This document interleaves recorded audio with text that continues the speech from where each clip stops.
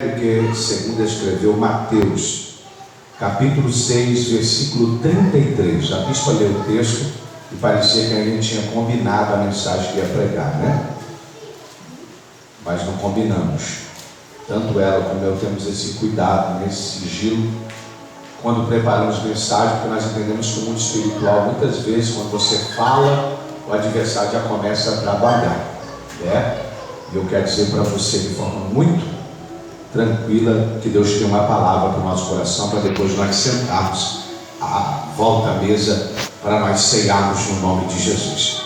Mateus 6, 33, quem achou, diga glória a Deus. Diz assim as sagradas letras: buscai, pois, em primeiro lugar o seu reino e a sua justiça, e todas essas coisas vos serão acrescentadas. Buscai, pois, em primeiro lugar o seu reino e a sua justiça, e todas estas coisas vos serão acrescentadas. Podeis assentar. Deus se ocupa as tuas mãos e aplauda os céus bem forte. Aleluia. O texto que lemos, escrito pelo evangelista Mateus, não são palavras dele próprio, não foi aquilo que ele viu, não foi aquilo que ele assistiu. O próprio Jesus é que está escrevendo esse texto. Mateus, na verdade, vai escrever, mas quem está falando o texto é Jesus. E dentro de um contexto, Jesus está tratando sobre a ansiosa solicitude pela vida. E ele prioriza o verso 33, dizendo: buscai, pois, em primeiro lugar o seu reino e a sua justiça, e as demais coisas vos serão acrescentadas. Quando eu e você temos como prioridade o reino de Deus e a sua justiça, as demais coisas vão sendo acrescentadas. Quando eu inverto isso, e o reino de Deus e a sua justiça se torna segundo, terceiro, quarto, quinto, na minha ou na sua vida, nós passamos a quebrar princípios bíblicos. E toda quebra de princípio vai arremeter em nós algum dano. Alguma coisa em nós será danificada pelo simples fato de quebrarmos princípios. Existem algumas décadas que nós temos presenciado cristãos fracos, indisciplinados, amantes de si próprio, porque não estão mais priorizando o reino de Deus, não estão priorizando mais a casa de Deus. Pastor Francisco passou aqui no aniversário da igreja, e uma das coisas que moveu o nosso coração quando ele ministrava era sobre o abandono da casa de Deus, que as pessoas estão mais preocupadas hoje em apainelar as suas casas, viver os seus sonhos e projetos, e a casa de Deus está deserta. Eu falava com o pastor Douglas, no qual vai me receber no Rio de Janeiro, e ele dizia: não se espante quando o senhor chegar no Rio de Janeiro. Eu disse para ele: isso está geral, não é só no Rio, isso está tomando massa, porque está havendo um esfriamento espiritual. E percebamos que Jesus já sabia que pessoas iriam trocar o reino de Deus e a sua justiça por outras coisas. Jesus já sabia, por isso que ele escreve o texto. É por isso que ele vai deixar isso registrado. E o Senhor me deu alguns princípios que nós não deveríamos quebrar e que estão sendo quebrados. Princípios que nós não deveríamos jogar fora, e a gente está vendo uma geração pegando e jogando fora. A primeira coisa quebrada como um princípio, baseada em Mateus 6,33. Não se tem mais amor à casa de Deus. No período da pandemia, as pessoas entraram para a igreja no seu primeiro ano de pandemia com medo de morrer, não porque precisavam entregar a vida para Jesus, não porque amavam a Jesus. Muita gente entrou desesperada, com várias fobias, e quem entrou com medo não permaneceu. Saiu uma massa assustadora daqueles que entraram, porque nós estamos vendo esse princípio sendo quebrado, não se tendo mais amor à casa de Deus. O salmista diz que um ano aqui dentro vale mais do que um dia, melhor, vale mais do que 3 anos lá fora. Então nós conseguimos perceber a importância de estarmos aqui dentro, porque aqui dentro nós cultuamos, aqui dentro nós adoramos, aqui nós expressamos a Ele o nosso amor, a nossa gratidão, né? Nós expressamos a Ele as nossas lutas e as nossas necessidades. Nós expressamos a Ele as nossas dores, as nossas frustrações, as nossas decepções. Ageu capítulo 1, verso 4 vai dizer que agora eles estão preocupados em cuidar das vossas casas, em apainelar, em melhorar as suas casas, e eles estão abandonando a casa de Deus. Existem lugares que hoje é um culto uma vez por semana. Pensa comigo, se eu e você comesse uma vez por semana, o que seria de nós? O que seria de nós para manter o nosso físico? Nós teríamos vários problemas com a nossa saúde física, emocional, se a gente priorizasse apenas estar aqui um culto. E olha que nós, muitos de nós que estamos aqui, viemos de uma geração de 3, 4 cultos, e hoje nós temos apenas 2 cultos, e nós vemos a casa do Senhor abandonada, e de forma muito clara, porque princípios estão sendo quebrados. Eu entendo a velocidade desse tempo, porque eu estou inserido nele. Eu entendo a velocidade do mundo digital, mas uma coisa não pode ser trocada ou quebrada, que é nós nos envolvemos com as coisas de lá de fora e esquecemos da casa de Deus. Existem pessoas que estão priorizando tantas coisas, só que quando Jesus voltar e a casa de Deus não for prioridade a ele pode receber uma má notícia de não entrar no céu. E não é isso que Deus quer. Deus quer que você reflita nessa noite, porque é ceia. E não é apenas porque é ceia, porque quando você entregou a sua vida a Jesus, quando você desceu as águas do batismo, você disse para Ele que você priorizaria as coisas dele. E muitas vezes as coisas dele é segunda, terceira, quarta. E muita gente, a gente não sabe nem em que numeração está os princípios da casa de Deus e do reino de Deus e da justiça de Deus. A segunda coisa que eu encontro é que não estão tendo mais amor para com a obra de Deus. Para que está fazendo a obra de Deus? Para que se envolver com a obra de Deus? Se eu não ganho nada fazendo a obra de Deus, se eu não ganho merecimento, se eu não ganho muitas vezes aquilo que os homens da terra podem me dar. Só que nós que estamos na campanha de quarta-feira, ouvimos aqui por diversos pregadores, Apocalipse 22, 12.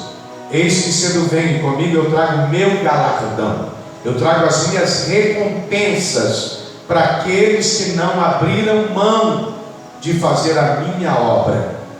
Tem gente fazendo a obra chorando, tem gente fazendo a obra sem ter o que comer, tem gente fazendo a obra porque perdeu alguém que amava, tem gente fazendo a obra porque entendeu que isso é um princípio e que o céu o vocacionou, que o céu o chamou. Porque se nós olharmos para as lutas diárias nós não chegaremos aqui.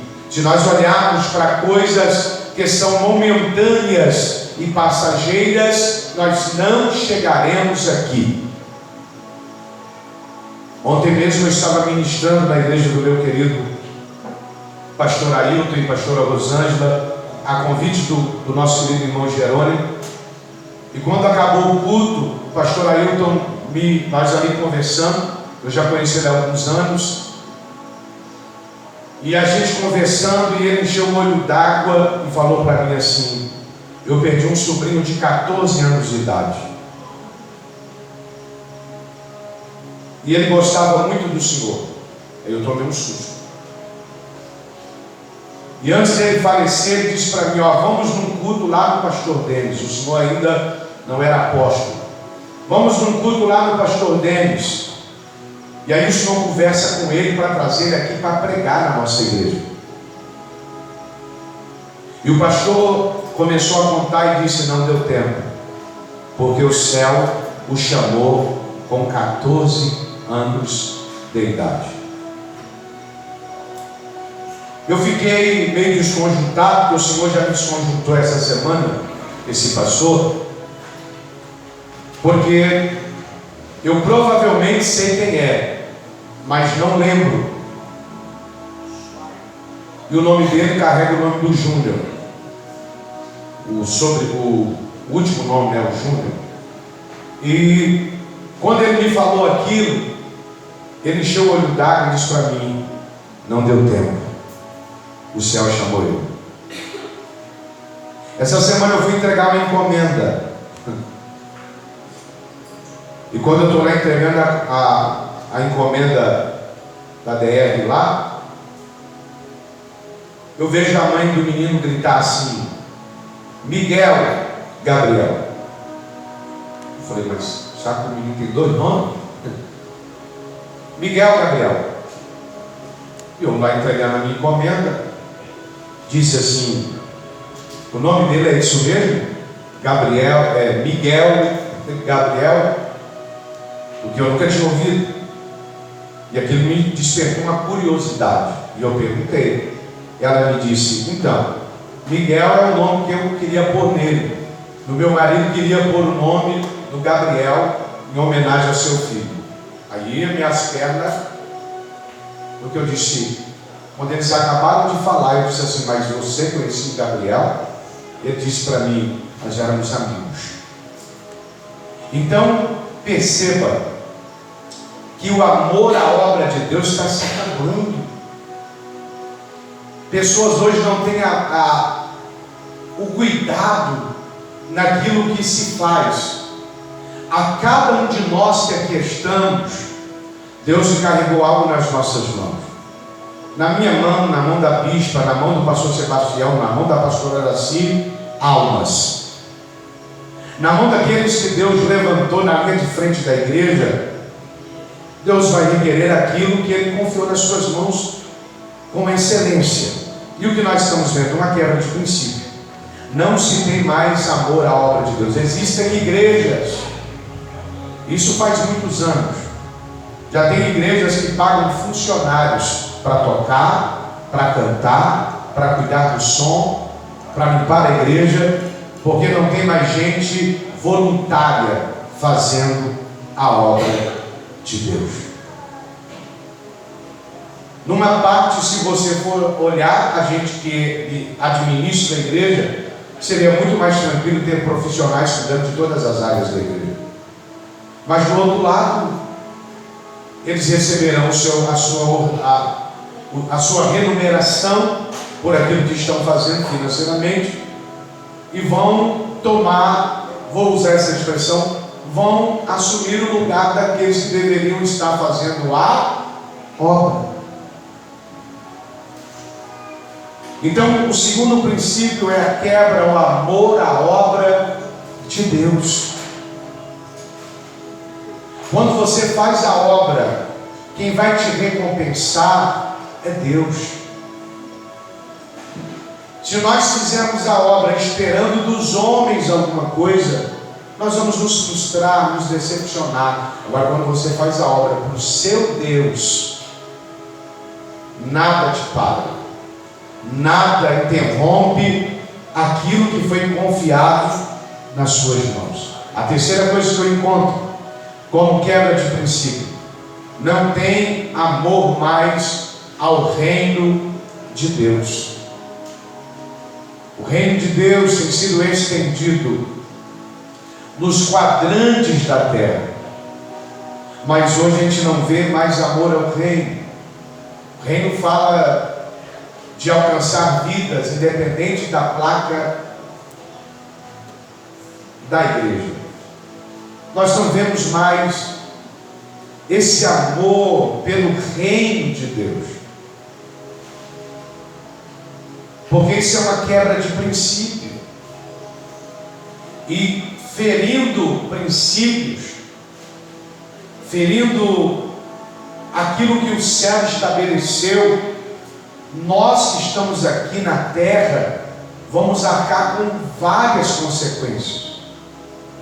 Esses dias eu pregava na quarta-feira, nas duas últimas quartas-feiras, e eu dizia à igreja: a Bíblia diz que o sol vai aquecer 7 vezes. Eu estou aqui, vai fazer 18 anos. Eu nunca experimentei um sol quente e tão terrível como esses dias. Esses dias aqui estava dando 40 graus, 38 de graus, sensação térmica de 40, calor do Rio de Janeiro. Agora vamos aqui mentalizar. Tempo normal aqui é 28, 30 graus. Multiplica isso por 7 vezes. É o que o sol vai esquentar. Agora pega os estados que o sol é 50 graus. Multiplica isso por 7 vezes, vai dar 350 graus. Os homens vão suportar o calor. Só que o que nós estamos percebendo é que, por quebrar princípios, esse amor ao reino de Deus está passando desapercebido, e pessoas não estão percebendo que os sinais da volta de Jesus estão claros. Pastor Yosef Akiva pregou aqui e disse que são 3 sinais para a volta dele. O primeiro, a nacionalização de Israel, já aconteceu. Ele disse sobre o avanço da tecnologia, já aconteceu. Esses dias na Noruega, alguém passou para comprar algo e o rapaz do balcão perguntou: como é que você vai pagar? Ele esticou o braço, pediu o QR Code, a barra de código, e passou o braço e pagou. Nós estamos esperando apenas a reconstrução do templo para a volta de Jesus. O que vai acontecer aí são apenas os sinais, mas o que falta para Jesus voltar é só a reconstrução do templo. E recentemente já está em guerra Israel e o Irã. O Irã arremeteu os seus mísseis a Israel, Israel mandando, desfazendo os mísseis e colocando por terra. O que eu quero dizer para você com isso? Não é tempo mais de dormitar no Senhor. Não é tempo mais de viver uma vida fria, uma vida gelada, uma vida distante de Deus. Quebra de princípio, quebra do amor do reino de Deus. E quebrando o amor de Deus, quebra-se outro princípio chamado falta de compromisso. Os cristãos dessa época, parte deles, não tem mais compromisso com a obra de Deus, com o reino de Deus e com o Deus que Ele entregou a vida. Hoje nós vivemos em um tempo que a gente não pode mais corrigir ninguém. Se você falar algo para alguém de forma mais acertada, ele não aceita, né? E muitas vezes sai da sua localidade, vai para outra igreja, senta lá, enterra o ministério, porque não aceitou ser corrigido por aquilo que está fazendo errado. Se você entrar numa empresa, lá tem regras. Tem horário de entrar, tem horário de sair. E se o patrão falar assim: ó, você tem que trabalhar até mais tarde, vou usar o termo bem chulo, Se você levantar a carroça e dizer assim, não vou trabalhar até essa hora, ele pode falar assim, ó, vou mandar ele embora, não serve para mim. Existem regras, e lá não são quebradas na maioria das vezes. E quando nós trazemos para a casa de Deus, para o reino de Deus, para a obra de Deus, só porque é compromisso. E a Bíblia é clara, o Senhor não tem compromisso com quem não tem com Ele. Isso é a Bíblia. Eu ministrei na quarta e disse, então vamos começar a rasgar a página da Bíblia. Porque alguém vai começar a ter que rasgar. Eu não vou, mas eu estou vendo gente rasgando ela literalmente. Por quê? Porque se você foi selecionado, chamado pelos céus para o exercício da obra de Deus, você precisa ter compromisso. Compromisso. Porque se você não tiver compromisso com a obra de Deus, com o reino de Deus, Ele não vai ter compromisso com você.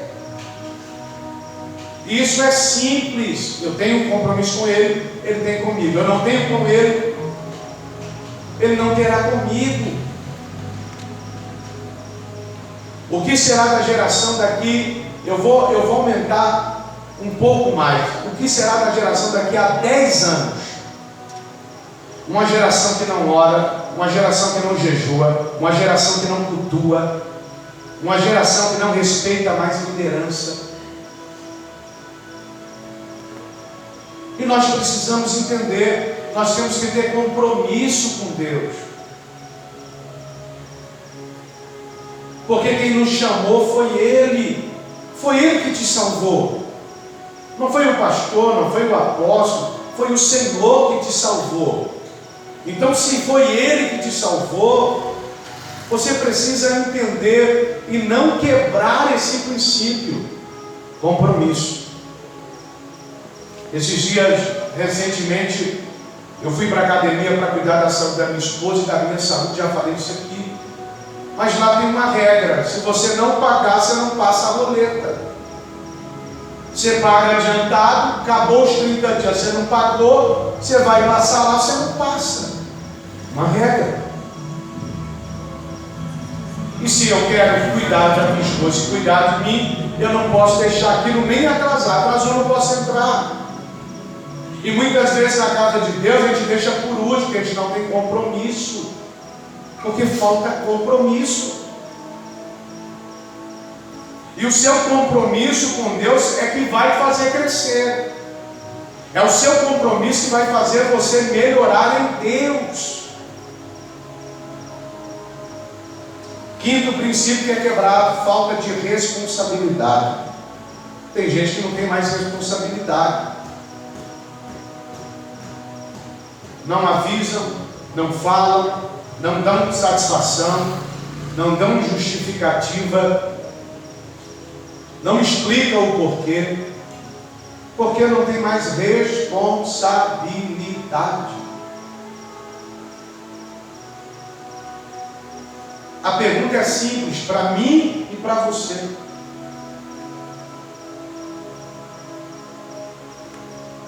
Clara. Se é um princípio quebrado, nós vamos sofrer o dano pelo princípio quebrado. Quando um filho desonra pai e mãe, ele quebra um princípio e os anos dele são cortados. Um princípio quebrado. Agora, se Deus confiou algo na nossa mão e a gente não tem responsabilidade, a gente vai sofrer o dano pela quebra de princípio. Ontem eu fui ministrar, eu vou falar aqui com propriedade. O cão entrou em alguém ontem com força, meu. Nós descemos do carro, o bispo dele estava lá esperando a gente, eu atrasei um pouquinho. Eu desci do carro, quando eu desci do carro, tinha um cara dentro do carro gritando. E eu disse, deve ser com o bispo. Né, Geraldo? Eu disse, deve ser com o bispo. E eu preocupado com o homem gritando, disse, ó, entra todo mundo para a igreja, eu não sei quem é. É a primeira vez que eu venho aqui pregar, então eu não sei quem é que está lá gritando. E ele começou a gritar e falando um negócio novo lá fora. Eu apressei, mandei todo mundo entrar e fiquei por último. Né, Nath? E aí o rapaz veio com a muleta, né? Veio andando, correndo. E eu mandando o povo andar rápido, o povo com aquela desfilando, né? Eu disse, Senhor da glória, daqui a pouco eu apanho aqui e os irmãos estão desfilando. E aí eu consegui pôr os irmãos para dentro e eu fiquei por último. Ele entrou, me deu uma esbarrada forte, e o Senhor falou um negócio para mim, e eu não quis usar o que o Senhor me falou. O Senhor disse para mim assim: é só você olhar nele que o demônio vai cair por terra. Só que eu estava preocupado em pôr os irmãos para dentro. Eu falei, deixa os quietos aí. Aí os obreiros, cuidadosamente, carinhosamente, segurou aquele senhor, pôs ele para fora, mas eu tomei um esbarrão lá. E eu disse assim: Senhor, tem misericórdia. Por tamanha fúria do adversário. A pastora estava meia no vento no final do culto. Eu disse: fica tranquila, minha filha. Que ela se preocupou. Ela disse: como é que eu conheci o senhor aqui? Os outros querem bater no senhor dentro da igreja. Eu: fica tranquilo, eu sei com quem eu estou guerreando. Eu entrei em batalhas. Uma coisa eu não carrego: medo do diabo. Deus manifestou o poder dele, a graça dele, mas entenda, aquilo que Deus nos deu como responsabilidade, a gente não pode transferir para outro. Não, a responsabilidade é minha, eu vou passar para o pastor Sebastião. Ele vai chiar, ué. Você acha que não? Não, o negócio é que eu posso fazer, está dando para mim fazer? Sim ou não? Não vai chiar? Eu também, ué. Se aquilo é para ele fazer e eu vou fazer, eu falo, mas aí, não era ele que deveria estar fazendo isso? E quando a gente deixa de ter responsabilidade na igreja, começa a pesar outras pessoas. É noite de ceia. Aí tem outro princípio sendo quebrado. Pessoas que estão vivendo em pecados, achando que se esconde de Deus, achando que Deus não vê tudo. Deus vê tudo. Pessoas que estão quebrando o princípio, foram batizados com o Espírito Santo, e agora abandonaram a sua vida de santidade e estão vivendo uma vida de pecado. Só que o céu te conhece. Eu sou de uma geração que, quando Deus me revelava as coisas, eu ia de encontro àqueles a quem o Senhor me falava. E hoje, com mais maturidade, com mais entendimento, a gente fala: deixa lá, se não é ele ou ela com o Senhor. Então entenda, tem gente vivendo em pecados, cantando, pregando. E aqui a gente é conhecido na cidade como a igreja que não permite algumas coisas. Essa semana eu andei na cidade, escutei: ó, a igreja do senhor lá é rígida, a igreja do senhor lá, porque a gente não vai abrir mão de princípios. Eu não vou quebrar princípios. Eu não vou carregar pessoas que não têm responsabilidade e que vivem debaixo de uma vida de pecado. Sétimo, outra quebra de princípio: vivendo com mentiras. O pai da mentira é Satanás. Crentes vivendo com mentiras. Não tem problema, é só essa. A Bíblia diz que um abismo chama outro. Conta uma mentira aqui hoje, amanhã contra outra. E qual o problema? Isso vai te tirar do céu. Isso, Apocalipse 22:2, depois você lê na sua casa, vai te tirar do céu. Vai te tirar do direito da árvore da vida. Todo aquele que mente, que ama a mentira e que pratica a mentira. Eu tive que confrontar um homem de Deus essa semana que passou. Alguém que tramita ser homem de Deus e está bebendo de forma terrível, achando que a gente é menino na fé. Eu digo: não, ó, senta aí, vamos conversar. E nem daqui é. Eu disse: senta aí. Você está dentro da cidade que eu pastorei. Olha o que você está fazendo. E o pior, você quer beber, o problema é seu. Você quer prostituir, o problema é seu. É pessoal.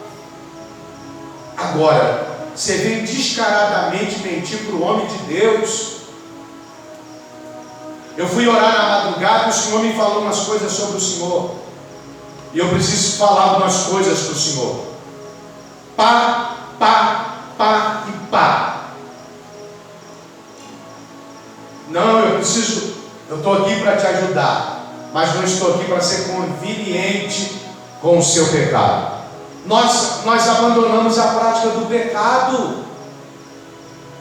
Tem gente escrava de prostituição, tem gente escravo de pornografia, tem gente escravo da mentira, tem gente escravo da avareza, tem gente escravo de tantas coisas. Mas nós entregamos a nossa vida para Jesus. Nós não somos mais escravos do pecado. Nós erramos e pecamos todo dia, mas hoje nós não somos mais escravos do pecado. O pecado não tem mais força contra a nossa vida. Quando eu me converti no começo da minha conversão, eu não podia ir nos lugares que tocavam música mundana, porque aquilo ainda mexia comigo. Por quê? Porque ainda não havia tido uma conversão genuína. Mas à medida que eu fui buscando a Deus, à medida que eu fui orando, à medida que eu fui jejuando, à medida que eu fui me separando, essas coisas não têm mais poder sobre a minha vida. Porque não tem mais força o pecado contra a minha vida. Então entenda, pessoas estão vivendo uma vida contando mentiras. Mente para o pai, mente para a mãe, mente para a esposa, mente para o esposo. E está achando que Deus não está vendo. E qual é o problema? Deus está vendo. Não é com a posse que você vai prestar conta. Você vai prestar conta com um justo juiz que vê o que eu não vejo e que assiste o que eu não assisto, que ouve o que eu não ouço.